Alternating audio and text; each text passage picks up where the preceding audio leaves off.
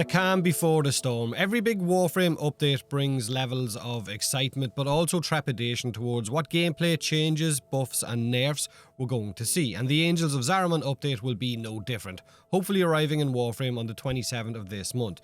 One of the biggest changes coming with this update will be to the Eximus units in-game, their visibility and how they function. They are getting a complete overhaul, an elite unit that is going to need to be prioritised, which right now they're not in-game. Right now you can kill them in seconds.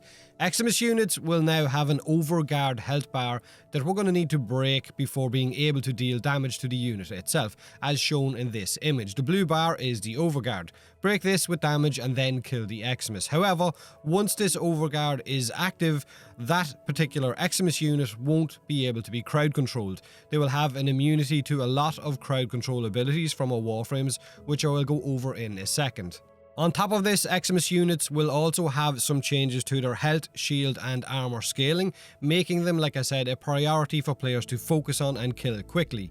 Now, the new Overguard Eximus health bar is being compared to the current resistance on Eximus units in game right now before the update, like Arson Eximus units taking less damage from fire and so on. So basically every Eximus will have that little bit of a resistance, so it might not be too hard to break the Overguard. In fact, they have said that the Overguard is weak to void damage, meaning anything that can deal void damage will help destroy the Overguard quicker, like your Tenno's Amp for instance, since they are trying to, I guess, streamline Tenno combat more efficiently into the game. This could make Tenno combat more of a priority against these Eximus units, or you could add Xata's Whisper to your particular Warframes as a subsume ability, because it will give your weapons additional void damage. But we won't know exactly how easy it's going to be to break this Overguard until it gets added into the game and we get first-hand, I guess, gameplay against those units ourselves. Also, Overguard shields or Overguard health bars will not appear in any Archwing missions. So all in all, these changes are going to make Eximus units a much harder enemy type to deal with, but the visual changes will make them much easier to see in the crowd. It's going to make them stand out, which is definitely one thing that was badly needed with Eximus units. So let's talk a little bit about the crowd control mitigation, the fact that these units won't be affected by crowd control until you break that Overguard. As we've said, a lot of abilities will no longer crowd control Eximus units. However, if they are abilities that crowd control but also deal damage, then they will still deal the damage part, just not the stop moving part. This change is definitely going to be more noticeable with some of the more fragile crowd control Warframes in Steel Path or Endurance missions. Frames that have heavily depended on crowd control to stay alive will now be susceptible to damage from elite units that already hit harder and now can't be controlled to avoid that incoming damage. Like I said, they are now priority targets, but in an Endurance run where more Eximus units begin to spawn in the longer you're in those missions, this could be an absolute nightmare, depending on how hard it is to break that Overguard, because we haven't had a good look at it in higher level missions yet, just on dev streams where we're up against low level enemies where the enemy was killed in 1 or 2 shots. So again, while it does sound very daunting, right? After 9 years of playing Warframe and watching so many systems change and be replaced and re-envisioned, it has taught me one thing: that a new meta will emerge. I have no doubt about that whatsoever. It always does in Warframe. You guys have always found the quickest way to get work done, and this will be no exception whatsoever. A week, maybe 2 weeks after this update, Eximus units will probably be scoffed at and back to getting killed in no time at all. So getting upset or angry, quite frankly, is wasted energy. This is a list of Warframes about to be affected that we know of.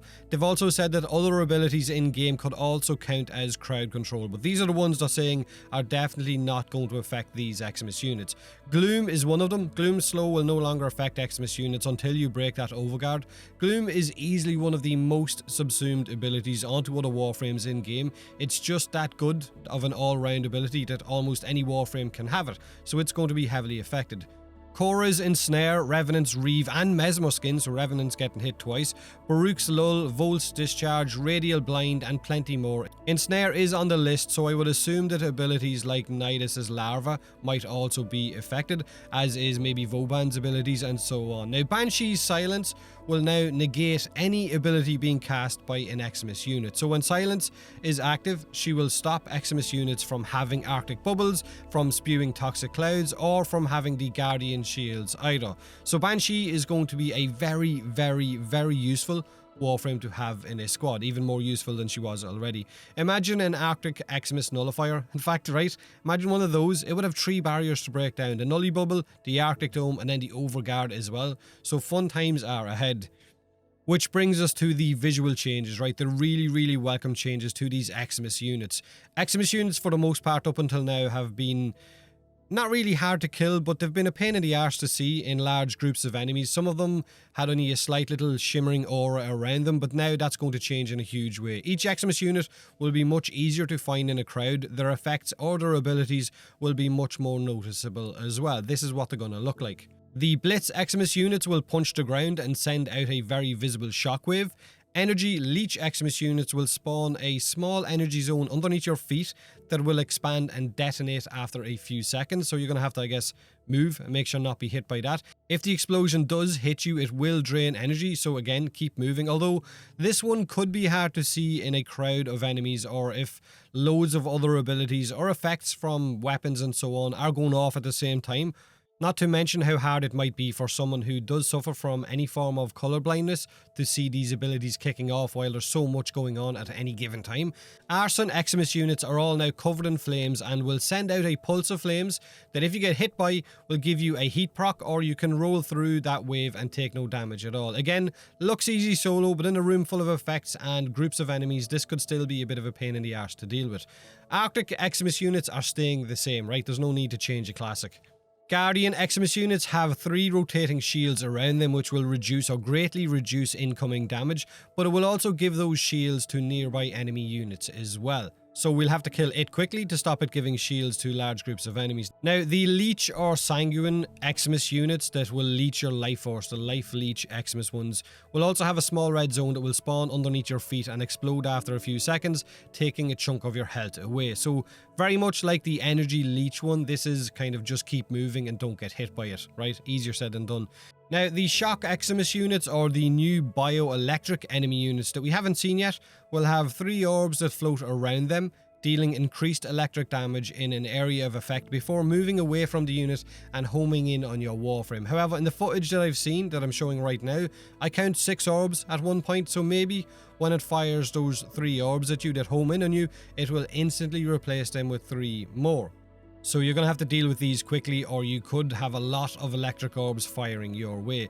Now, Venomous Eximus units will have a toxic cloud that surrounds them, and coming into range with it will cause you to take a toxin effect. Venomous units are also only ever melee based, so they're only ever ones that will run at you and hit you, so kill them bloody quickly. Which leaves us with the Ancient Healer Eximus units. These will now give the new Overguard system to nearby units at a similar rate to the old healing aura that they used to give. But now those nearby units affected by Overguard will have an Overguard health bar, so nearby units will basically be more visible if they're under the effect of that Ancient Healer Eximus unit, meaning that your first response to this should be to kill that bloody healer as soon as possible, just like you would have before the Overguard health bar became a thing. So that's pretty much the visual and the ability changes of each Eximus unit. Let me know what you think of them. The rewards that we're being told for killing these new Eximus units is increased affinity amounts up to 200% more, increased endo and credit drop rates, and this will scale higher for Steel Path missions as well. They have also reduced the spawn amounts of Eximus Syndicate Mortar Squads and reduced the amounts of Eximus that show up in the Eximus sortie missions as well. So that's what to expect with those Eximus changes when the Angels of Zariman update hits on the 27th, hopefully. Share your thoughts below. What do you liking the sound of or not liking the sound of? Have a great day, and as always, thanks for watching.